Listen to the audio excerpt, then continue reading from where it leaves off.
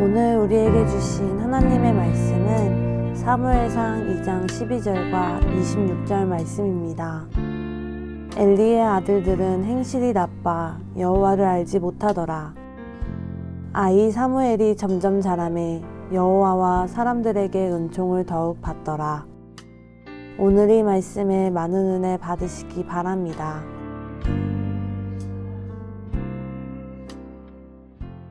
엘리의 시대는 쇠퇴기로 이미 접어들었습니다.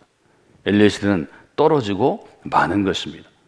그러나 하나님께서는 한 사람의 시대는 쇠퇴하도록 놓아두시지만 하나님의 백성들은 그냥 두시지 않습니다. 하나님의 나라는 그냥 두시지 않습니다. 엘리는 지나가고 엘리는 노쇠하고 죽겠지만 새로운 인물이 준비되어 가고 있습니다. 2장 21절은 마지막 부분, 우리가 이 절을 길기 때문에 A파트, B파트, C파트로 나누면 마지막 부분에 이렇게 쓰여 있습니다. 아이 사무엘은 여호와 앞에서 자라나고 있었습니다. 여기 자라니라라고 되어 있지만 우리말에는 시제가 단순하지만 과거, 현재와 미래가 있지만 우리가 지금 보고 있는 히브리어 시제나 아니면 신약에 쓰여진 헬라어 시제나 또 헬라어의 영향을 받은 지금의 유럽에서 쓰는 혹은 미국에서 쓰는 언어들은 계속되는 진행형이 있습니다. 계속해서 자라나는 것입니다. 과거에 자라나고 끝난 게 아닙니다. 현재만 자라는 게 아닙니다. 과거에도 자라났고 지금도 자라나고 있고 앞으로도 자라나는 것입니다. 이것이 기대의 나무가 행하는 일, 기대의 땅에서 일어나는 일입니다. 사무엘이 자라날 때 여호와 앞에서 자라났다는 것입니다. 여러분 성경책에 여호와 앞에서의 따옴표를 그리시든지 또 제가 여러분에게 알려드린 것처럼 붉은 펜으로 동그라미를 반드시 그려셔야 합니다. 사무엘의 준비는 아주 간단하게 이야기할 수 있습니다. 사무엘의 인생은 어떤 것인가요? 그의 어린 시절, 적어도 젖될 무렵은 그 당시 유대인의 가정에서 보면 3살 정도라고 합니다. 사무엘이 3살까지는 엄마 품에 자라다가 이제 엄마가 제사장에게로 데리고 가죠. 그리고 얘기합니다. 제사장님 혹시 기억하세요? 제가 제사장님 앞에서 기도했던 적이 있습니다. 그때 제사장님이 저한테 술 취한 채로 와서 기도하지 말라고 얘기하셨죠. 저는 그게 오해라고 말씀드렸습니다. 그 기도 가운데 하나님이 선물로 준 아이가 바로 이 아이입니다. 제가 그때 기도하고 서원한 대로 이 아이의 평생의 머리에 칼을 대지 않겠습니다. 제가 하나님께 바치겠습니다. 제사장님께서 거두어 주시기를 원합니다. 그리고 10여 년 그 밑에서 사무엘이 컸겠죠. 그 과정들은 여호와 앞에서 자라났다 이렇게 기록됩니다. 사무엘상 2장을 만약에 우리가 문학적인 기법으로 설명한다면 이것은 저술가들이 글을 쓰는 사람들이 자주 사용하는 일종의 비교와 대조의 기법입니다. 사무엘상 2장에 보면 두 인생이 대조되고 있습니다. 하나는 사무엘의 인생입니다. 하나는 엘리의 아들들의 인생입니다. 두 아들이 있는데요. 즉 사무엘과 엘리의 아들과의 대조입니다. A라는 인물과 B라는 인물을 대조해서 비교하면서 누가 새로운 시대를 이끌어갈 적임자인가? 누가 새로운 시대를 이끌어갈 리더인가? 누가 새로운 시대를 이끌어갈 하나님의 사람인가를 아주 분명하게 독자들이 판단하도록 쓰고 있습니다. 사무엘은 여호와 앞에서 자라났습니다. 바꿔 얘기하면 이 이야기는 사무엘과 대척점에 있는 비교를 당하고 있는 엘리의 아들들은 누구 앞에서 자라났는가를 묻는 것입니다. 그들은 누구 앞에서 자라났나요? 사무엘이 여호와 앞에서 자라날 때 엘리의 아들들은 제사장의 아들로 태어나서 성전에서 먹고 자라고 제사장이 되었지만 누구 앞에서 자라났나요?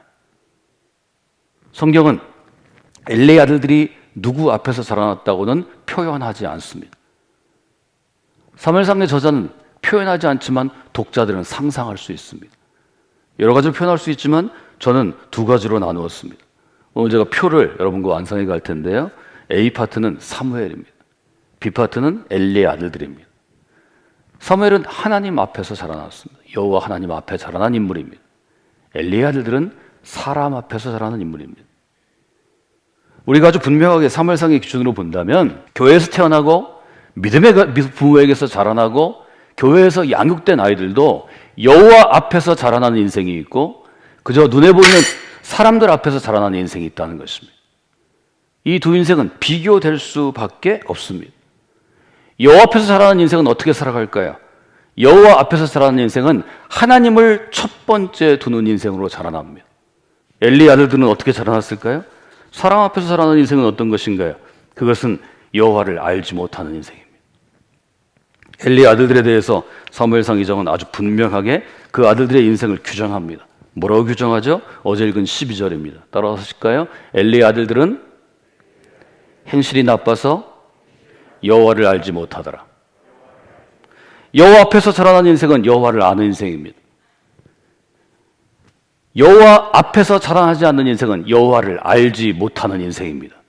사랑하는 여러분, 하나님은 여러분이 이 땅 가운데 어떤 직업을 갖고 살으셨는지를 묻지 않으실 것입니다. 여러분이 대전에 살았는데 대전에 어떤 아파트에 몇 평에 살았는지도 묻지 않으실 것입니다. 여러분이 어떤 회사에 어떤 차에 몇 cc를 타고 있는지도 묻지 않으실 것입니다. 여러분이 죽을 때 은행의 잔고가 얼마인지를 하나님은 관심하지 않을 것입니다. 그러나 한 가지는 물으실 것입니다.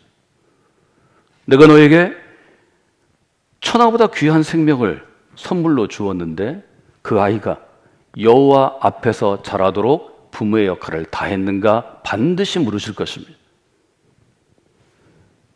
무서운 질문입니다. 무거운 질문입니다. 자녀의 성공을 위해서 성곽교회에 등록한 많은 부모들이 있습니다. 저는 지난 20년간 이 자리에서 부모와 자녀가 함께하는 새벽기도를 통해서 여러분의 자녀의 인생을 첫째 여호와 앞에 드리라고 도전했습니다. 그것은 자녀를 빼앗기는 인생이 아닙니다. 그것은 자녀의 인생을 하나님께 드리는 인생이고, 지금까지는 혹은 자녀의 인생을 하나님께 위탁하지 않는 부모는 부모의 책임 아래에서 부모 책임으로 자녀의 인생을 책임져야 하지만, 하나님께 드리면 하나님이 책임지신다고 성경은 우리에게 도전하는 것입니다. 여러분, 그 인생 가운데로 걸어 들어가십시오. 여러분의 자녀의 인생을 하나님께 맡기십시오. 자녀의 인생을 맡길 수 있는 사람이 내 인생도 맡길 수 있는 것입니다. 바꿔 얘기하면 내 인생을 맡긴 사람은 자녀의 인생도 맡길 수 있는 것입니다. 여러분, 그래서 믿음으로 사셔야 합니다. 믿음의 분들이 먼저 여호와 앞에서 사셔야 합니다. 내가 내 인생을 하나님께 맡겼더니, 내가 10대에 하나님의 인생을 맡겼더니 20대 이런 사람이 되었다. 30대는 이렇게 살아갔다. 40대 내가 너를 낳았을 때 지금 이렇게 나와서 기르고 있다. 여러분, 이런 확신 있는 믿음 있는 부모들이 되시기를 바랍니다. 여호와 앞에서 사는 인생이 하나님을 두려워하는 인생이요, 하나님의 교훈을 기준으로 하는 인생이라면 사람 앞에서 사는 인생은 어떤 것인가요? 엘리의 아들들은 너무 잘 보여주죠. 첫째, 그들은 하나님을 멸시하는 인생을 살았습니다. 하나님을 두려워하기는커녕 존중하기는커녕 하나님을 모욕되게 했습니다. 사무엘상 2장은 그 점을 너무 잘 보여주고 있지 않나요? 하나님을 모욕하는 인생은 무엇을 기준으로 할까요? 사람들의 눈에 좋게 보이기를 원합니다. 제사장으로 살아가면서도 하나님을 기쁘시게 하는 인생을 살아가지 않습니다. 제사장으로 살아가면서도 제사장으로 살아가는 나의 성공을 뒷받침할 후원자, 스폰서를 두고 살아갑니다. 여러분, 그리스도인은, 하나님의 사람은 하나님께서 우리의 후원자가 되셔야 합니다.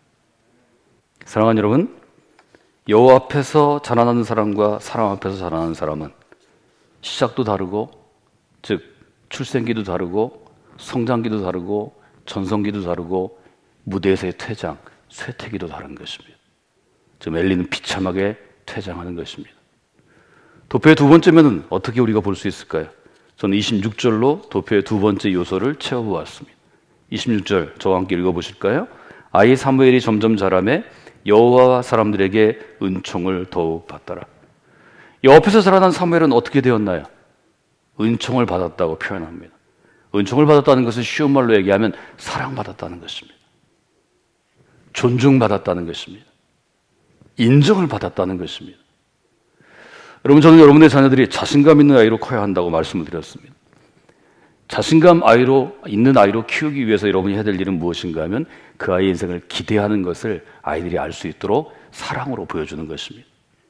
여러분, 여호와 앞에서 자라나면 그 아이는 자신감 100%가 아니라 1000%의 인물로 자라납니다. 똑같은 능력이 있을 때 누가 더 기쁘게 일하고 아름다운 결과를 맺고 사람들에게 매력 있는 줄 아세요? 자기 일에 확신과 자신감을 가진 사람입니다. 내가 하는 일이 하나님이 기뻐하시는 일이기 때문에 이 세상에 꼭 필요한 일이기 때문에 한국 사회를 더 좋게 만드는 것이기 때문에 나는 이 일을 하는 거야. 그 사람 옆에 사람들이 모여듭니다. 영향력을 발휘하게 되어 있습니다. 우리는 그것을 리더십이라고 부릅니다. 사무엘은 자라나면서 또래 많은 아이들에게 존경을 받았을 것입니다. 누가 세워져서 그가 이스라엘 리더가 된 것이 아니고 어린 시절부터 그는 탁월했을 것입니다. 예수님이 그러했듯이 사랑받고 존중받고 인정받는 존재는 어릴 때부터 빛이 나게 되어 있습니다. 힘들고 어렵겠지만 한국 사회의 성공이라는 스트레스가 있지만 아이들의 미래라는 우리에게 두려움이 있지만 여러분이 믿음으로 여러분의 아이들을 여호와 앞에서 키워보시기 바랍니다. 이것은 10년, 20년으로 결정할 수 있는 게 아닙니다. 한국 사회에서는 적어도 나이가 50쯤 됐을 때 좀 빠르면 40대 중반에 그의 사회적인 위치와 규모가 결정됩니다.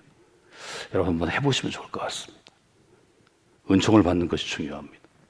여호와 앞에서 자라나면 하나님께만 은총을 받는 게 아니라 사람들에게도 인정받고 존중받고 사랑받습니다. 누가복음이죠.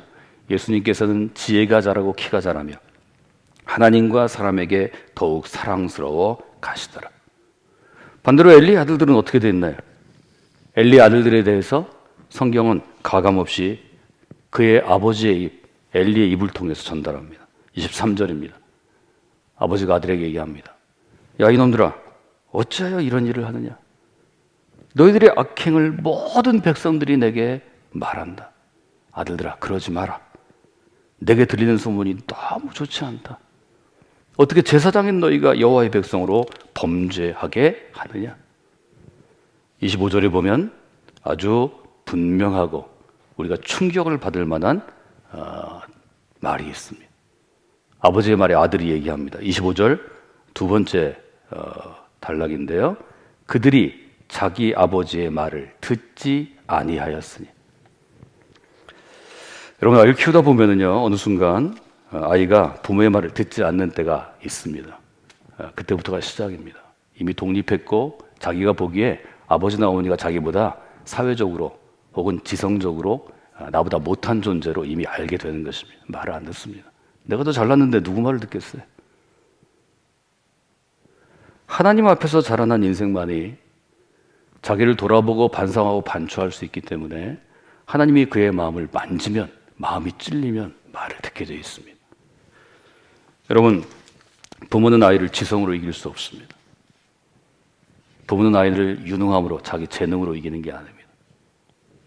부모는 아이에게 사랑으로 훈육하는 것입니다. 영향을 주는 것입니다. 내가 박사라서, 내가 이런 직업을 갖고 있어서, 내가 이런 재산가라서 넌 내 말을 들어. 절대로 아이들이 듣지 않습니다. 여러분, 믿음의 부모로 자라나셔야 합니다. 여러분, 여호와 앞에 자라는 인생은 은총을 받습니다. 사랑을 받습니다.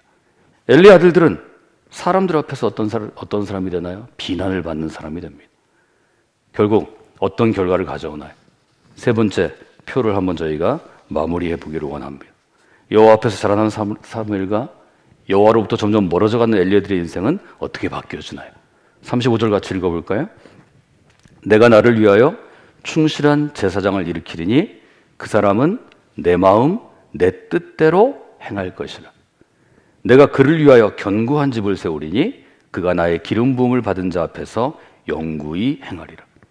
이미 사무엘상 2장에 사무엘의 시대 사무엘에게 하나님이 무엇을 선물로 주실지 우리가 흔히 얘기하는 것처럼 어떤 축복이 사무엘의 인생 가운데 임할지를 분명히 얘기합니다. 첫째, 사무엘은 하나님의 마음, 하나님의 뜻대로 행하는 인생으로 쓰임받습니다. 두 번째, 견고한 집을 하나님이 세워주십니다. 세 번째, 나의 기름 부음 받은 자 앞에서 영구히 행하리라 하는 축복이 있습니다. 사무엘 이름이 지금까지 영원히, 영구히 새로운 시대를 열어간 하나님의 사람으로 우리에게 기억됩니다. 이 부분이 오늘은 초점이 아니기 때문에 엘리의 아들들과 비교해 보겠습니다. 엘리의 아들들은 하나님에게 어떤 선물을 받나요? 32절입니다. 이스라엘에게 모든 복을 내리는 중에 너는 내 초소의 환난을 볼 것이고 내 집에 영영토록 노인이 없을 것이라. 제대로 자기 인생을 살다 죽은 인생이 이제 이 집안에 끊어진다는 것입니다. 33절입니다. 내 집에서 출산되는 모든 자가 젊어서 죽게 될 것이다. 아이를 낳아도 이 아이의 인생을 젊을 때 취해서 늙어 죽게는 하지 않는다는 것입니다. 나이 들어서 죽게 하지 않는다는 것입니다. 34절입니다. 너의 두 아들 홈리와 비느하스가 한 날에 죽으리니 그들이 당한 그 일이 너에게 표징이 될 것이라.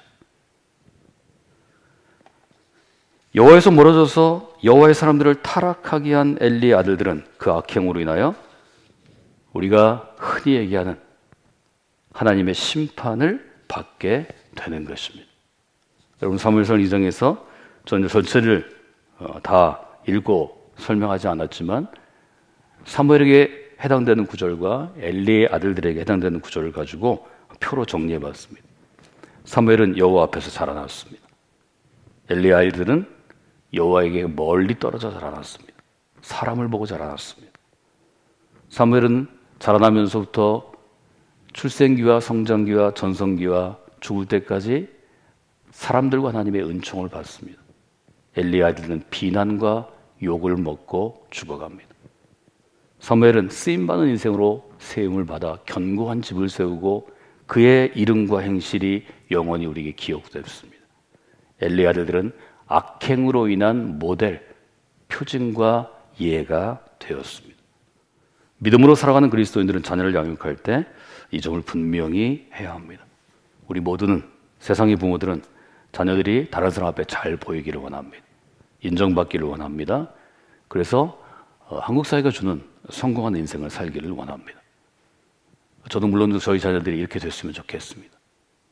그러나 그 이전에 믿음의 부모들은 사람 앞에서 보여지는 인생보다 하나님 앞에서를 더 먼저 생각하고 중시해야 합니다. 두 가지로 우리가 생각할 수 있죠. 하나님 앞에서 신실하게 자라는 자녀와 자녀 세대를 성광교회가 길러내야 합니다. 더불어 사람 앞에서도 사랑을 받으며 자라는 인생을 길러내야 합니다. 하나님께 사랑을 받고 하나님을 기쁘시게 하는 인생이 사람에게 거절당하지 않습니다. 오히려 그런 인생을 더 귀하게 보는 믿음의 사람들이 이 땅 가운데 어느 시대나 있습니다. 그 사람들이 믿음의 자녀들을, 후예들을 길러내는 것입니다. 저는 이 두 가지가 균형 잡히게 여러분이 여러분의 자녀들을 먼저 양육해 주시기를 원합니다.